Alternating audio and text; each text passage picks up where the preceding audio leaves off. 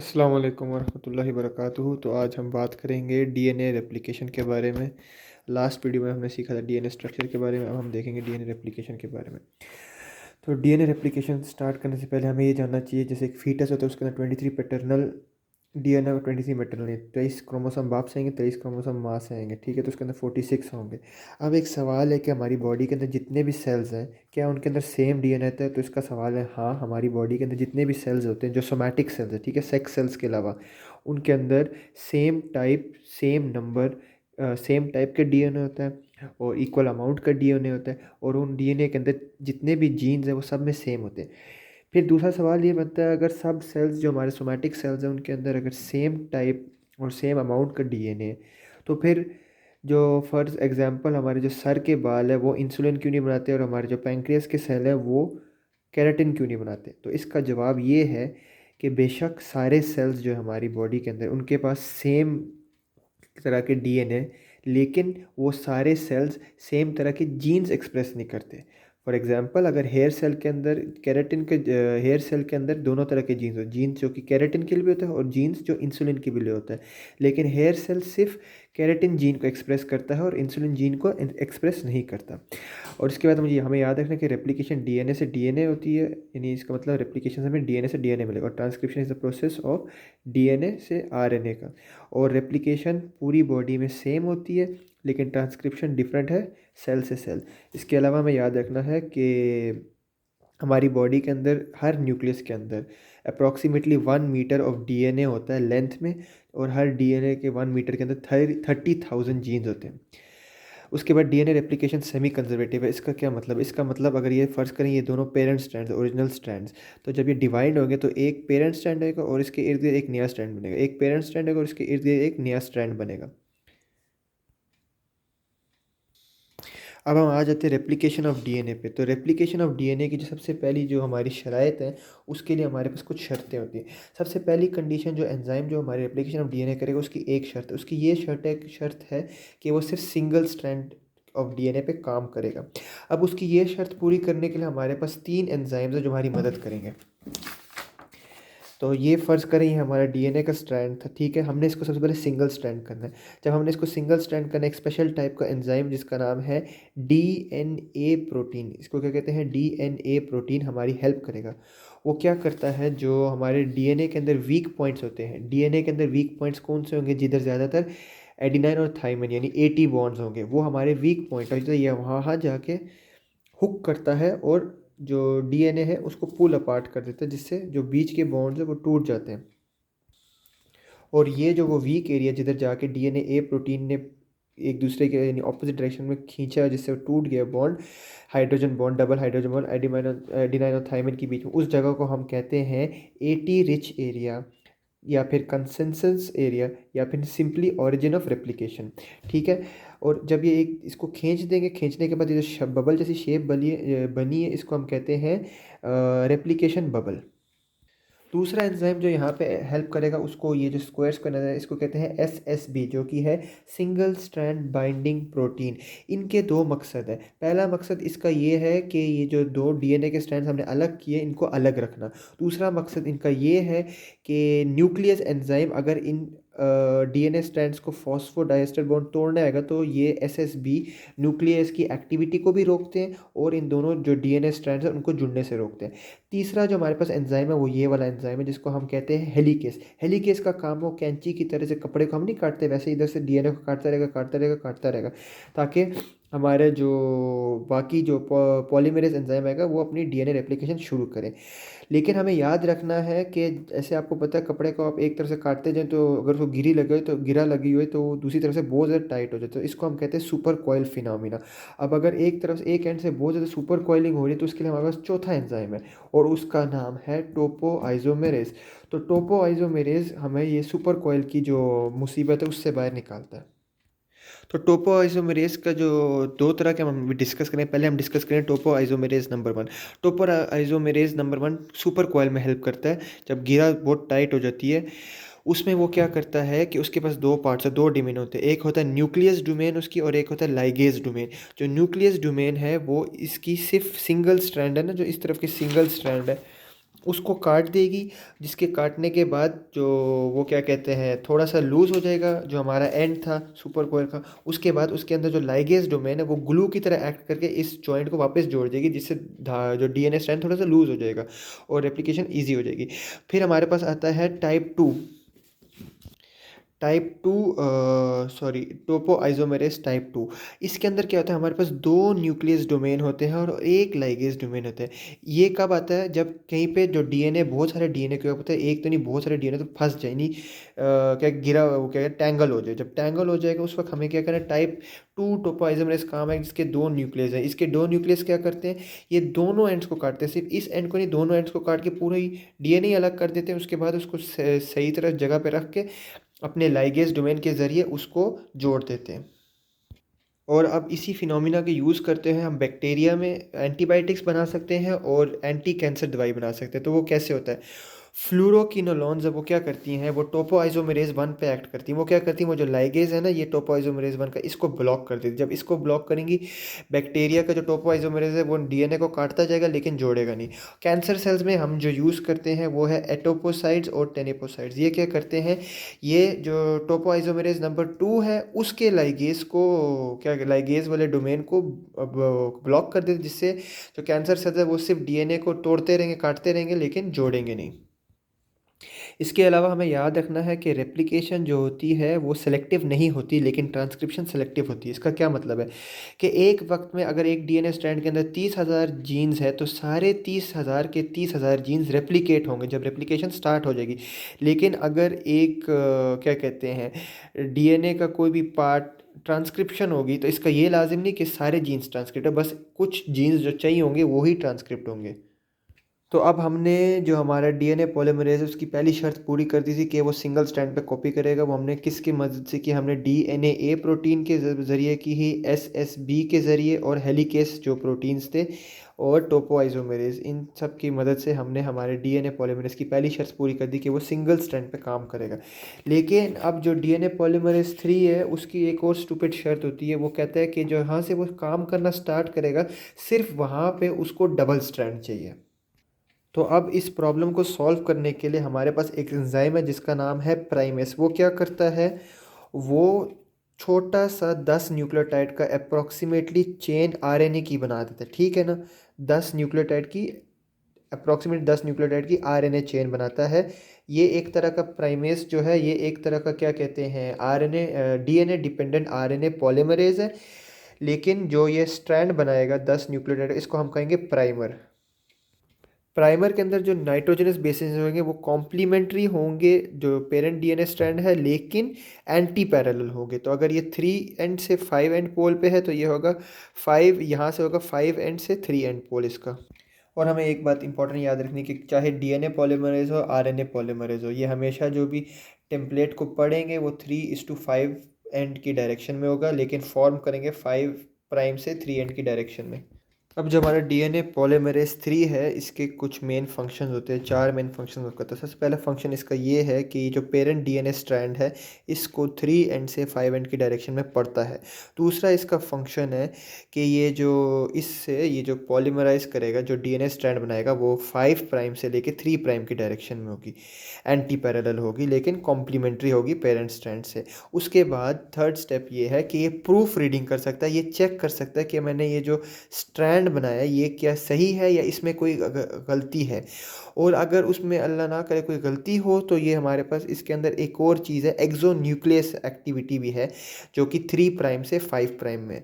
तो जो इसकी रीडिंग की कैपेसिटी है पेरेंट स्ट्रैंड की वो होगी 3 प्राइम से 5 प्राइम डायरेक्शन में। जो ये पॉलीमराइज करेगा स्ट्रैंड वो होगी 5 प्राइम से 3 प्राइम में। और जो प्रूफ रीडिंग करेगा वो होगी 3:5 प्राइम में। और जो एक्सो न्यूक्लियस एक्टिविटी है इसकी वो भी होगी 3 प्राइम/5 प्राइम डायरेक्शन में। और मैं ये बताना भूल गया कि हम इस एंड को कहते हैं रेप्लिकेशन फॉर्क, जिस तरफ हमारा हेलिकेस जा रहा हो इसको भी हम कहेंगे रेप्लिकेशन फोर्क। अब हमारे दिमाग में एक सवाल आएगा, जब डीएनए पॉलीमरेज़ 3 ने हमें पहले कहा था कि सिंगल स्ट्रैंड होनी चाहिए, उसके बाद उसको डबल स्ट्रैंड क्यों चाहिए थी स्टार्ट करने के लिए। तो इसकी वजह ये है कि ये देखें जब हमने प्राइमर बनाया था आरएनए वाला ये था 5 प्राइम से 3 प्राइम एंडिंग में, ठीक है। तो जो हमारा डीएनए पॉलीमरेज़ है उसको 3 प्राइम स्टार्टिंग चाहिए थी, तो इसलिए उसने पहले प्राइमर बनाया ताकि वो इसके साथ अटैच कर सके पाँव में। याद है ना हमारा पहला लेसन जो था जिसमें हमने था कि आपने अगर न्यूक्लिक वो बनाने डीएनए बनाना है तो आपने सबसे पहले अपना जो सर है दूसरे के पाँव में देना है, तो ये भूलना नहीं है। अब हम अपनी स्टोरी की वापसी पे आ जाते हैं कि जब डीएनए पॉलीमरेज़ 3 जो भी स्ट्रैंड बनाएगा, जो रेप्लिकेशन फॉर्क की डायरेक्शन में आएगा, उसको हम कहेंगे लीडिंग स्ट्रैंड। और डीएनए पॉलीमरेज़ 3 जो भी स्ट्रैंड बनाएगा जो रेप्लिकेशन फॉर्क से अवे होगा या दूर होगा, उसको हम कहेंगे लैगिंग स्ट्रैंड। तो लीडिंग स्ट्रैंड में क्या होता है कि जो प्राइमेज है, जो प्राइमर बनाया जिसने, ये वो एक ही दफ़ा काम बने करेगा और हमारे जो लीडिंग स्ट्रैंड है वो बनती जाएगी बनती जाएगी बनती जाएगी। लेकिन मसला आता है लैगिंग स्ट्रैंड में। लैगिंग स्ट्रैंड में फ़र्ज़ कैसे, प्राइमर ने इधर हमारा प्राइमेज ने हमारा प्राइमर बनाया था, उसके बाद हमारा डीएनए स्ट्रैंड है वो इधर तक ही रुक जाएगा। तो इसके बाद क्या होगा कि प्राइमर को यहाँ से वापस इधर जाना पड़ेगा, फिर से एक नया स्ट्रैंड आके डीएनए पॉलीमरेज़ 3 में, फिर प्राइमर जो हमारा यहाँ पे आएगा, यहाँ से फिर से डीएनए पॉलीमरेज़ 3 होगा। ऐसे कर करके लैगिंग स्ट्रैंड पे बहुत दफ़ा उसको जाना पड़ता है। तो इसके लिए इसके लिए जो प्राइमेज एंजाइम है वो कुछ प्रोटीन्स के एक कॉम्प्लेक्स फॉर्म करता है, यानी एक मोटर बाइक बैटरी जिसको हम कहते हैं प्राइमोसोम्स, ताकि वो ईजिली हर जगह जा सके। तो फिर जिधर भी प्राइमेज जाके हमारा प्राइमर बनाता है, हमारा डीएनए पॉलीमरेज़ 3 लैगिंग स्ट्रैंड पे उधर उधर जाके क्या बना देता है, डीएनए के छोटे छोटे फ्रैगमेंट्स। तो ये जो छोटे छोटे फ्रैगमेंट्स डीएनए के बन रहे हैं, इनको हम स्पेशल नाम दिया हुआ, इनका नाम है ओकाज़की फ्रैगमेंट्स। तो अब हमारे पास एक और प्रॉब्लम आ गई। हमारी प्रॉब्लम है कि हमारे पास छोटे छोटे ओकाज़की फ्रैगमेंट्स हैं लैगिंग स्ट्रैंड में, क्योंकि लीडिंग स्ट्रैंड तो एक सी बन गई, उसको तो कोई मसला नहीं, वो एक सी है। लेकिन नीचे जो लैगिंग स्ट्रैंड उस पर बहुत सारे फ्रैगमेंट्स हैं। तो अब इन फ्रैगमेंट्स के लिए हमारे पास एक और एंजाइम काम में, तो जिसका नाम है डीएनए पॉलीमरेज़ 1। तो अब जो हमारे ये नया जो हमारा एंजाइम डीएनए पॉलीमरेज़ 1, और ये था डीएनए पॉलीमरेज़ 3, तो नया एंजाइम है डीएनए पॉलीमरेज़ 1। ये जो नया एंजाइम है इसके 5 मेन फंक्शन। सबसे पहला फंक्शन इसका ये है कि जो गैप्स है ना, यानी देखें ये प्राइमर और ये डीएनए फॉर्म होने का इधर तक डीएनए पॉलीमरेज़ रुक जाता है, क्योंकि डीएनए पॉलीमरेज़ जो डीएनए स्ट्रैंड बनाता है उसको प्राइमेज के साथ जोड़ नहीं सकता। तो डीएनए की इस स्ट्रैंड में और ये प्राइमर के बीच एक गैप है, तो इस गैप को सबसे पहला फंक्शन है डीएनए पॉलीमरेज का आइडेंटिफाई करना, इस गैप को जो कि प्राइमर और जो कि डीएनए स्ट्रैंड और उसके नेक्स्ट जो प्राइमर उसके बीच में होता है, जैसे यहाँ पे यहाँ पे यहाँ पे, ठीक है। तो इसको सबसे पहले आइडेंटिफाई करता है।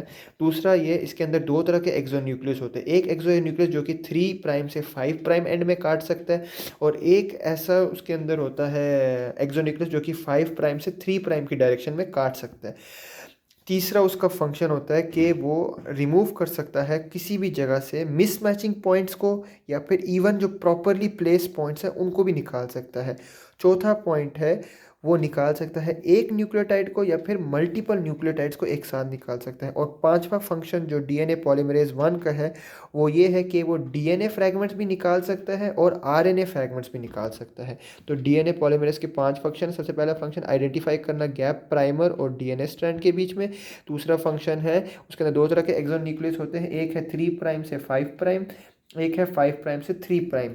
उसके बाद तीसरा उसका फंक्शन है कि वो किसी भी मिसमैचिंग पॉइंट को या फिर प्रॉपर पॉइंट को भी निकाल सकता है। चौथा पॉइंट है कि वो आरएनए स्ट्रैंड्स को भी निकाल सकता है और डीएनए स्ट्रैंड को भी निकाल सकता है। और पांचवा पॉइंट है वो एक न्यूक्लियोटाइड भी निकाल सकता है और पूरा मल्टीपल या ग्रुप ऑफ न्यूक्लियोटाइड्स को भी निकाल सकता है। तो अब डीएनए पॉलीमरेज 1 ये प्रॉब्लम कैसे सॉल्व करता है ओकाज़की फ्रैगमेंट्स की। तो वो क्या करता है, वो सबसे पहले रिकग्नाइज करता है गैप किधर है। उसको समझ आ गई कि ठीक है यहाँ पे गैप आ गया, तो वो क्या करता है उसके बाद जो 5 प्राइम से 3 प्राइम एंड का उसका न्यूक्लियस है उससे इस आरएनए को निकाल देता है। और उसके बाद जो ओरिजिनल टेम्पलेट है 3 प्राइम से 5 प्राइम जो ये जा रहा है काला वाला, इसको पढ़ के वो बनाता है इसका कॉम्प्लीमेंट्री नाइट्रोजनस बेस का डीएनए स्ट्रैंड। उसके बाद वो फिर इसकी प्रूफ रीडिंग करता है, चेक करता है कि कोई मिस्टेक तो मैंने नहीं की, और उसके बाद इवेंचुअली वो जो ये पूरा ग्रीन पीस है इसको रेड कर देते हैं, यानी एक डीएनए स्ट्रैंड बना देता है। लेकिन फिर हमारे पास एक और प्रॉब्लम आ जाती है। अब डीएनए पॉलीमरेज 1 ये सारे को तो एक सिंगल डीएनए स्ट्रैंड बना देते हैं, बीच में से जितने भी आरएनए के ये प्राइमर हैं ये सबको निकाल देता है। तो अब इसकी जगह एक और एंजाइम हमारे काम आता है जिसका नाम है डीएनए लाइगेज, जिसका बेसिकली काम ये इस पूरे स्ट्रैंड में जिधर भी गैप्स हैं लैगिंग स्ट्रैंड में उसको जोड़ देना। और ऐसे हमारी रेप्लिकेशन के लिए ये स्ट्रैंड भी कंप्लीट होता है, ऊपर वाला स्ट्रैंड भी कंप्लीट हो जाता है। और एक इम्पॉर्टेंट पॉइंट मैं बताना भूल गया कि डीएनए ए प्रोटीन, हेलिकेस और एसएसबी प्रोटीन, जो कि इन दोनों स्ट्रैंड्स को अलग रखते हैं, इनको हम तीनों को मिल के बोलते हैं priming complex. PRIMING COMPLEX, priming complex. अच्छा जी, हमारा डीएनए पॉलीमरेज 3 एंजाइम था, अच्छा एंजाइम है, लेकिन उसकी वीकनेस ये है कि वो कॉम्प्लीमेंट्री न्यूक्लियोटाइड चूज़ कर लेता है नाइट्रोजनस बेस के निस्बत, लेकिन वो जो शुगर उसका जो बेस होता है उसको वो चेक नहीं कर सकता। तो इस वीकनेस को यूज़ करते हुए हमने ड्रग्स बनाए जिनका नाम है स्यूडो न्यूक्लियोटाइड्स या न्यूक्लियोटाइड एनालॉग्स। इन ड्रग्स का क्या होता है कि इनके ऊपर इनके साथ जो नाइट्रोजनस बेस अटैच होता है वो सेम होता है, लेकिन जो शुगर का जो बेस है ना, उसके ऊपर 5 प्राइम तो होता है, सर तो होता है, लेकिन फुट एंड 3 प्राइम एंड होता ही नहीं है।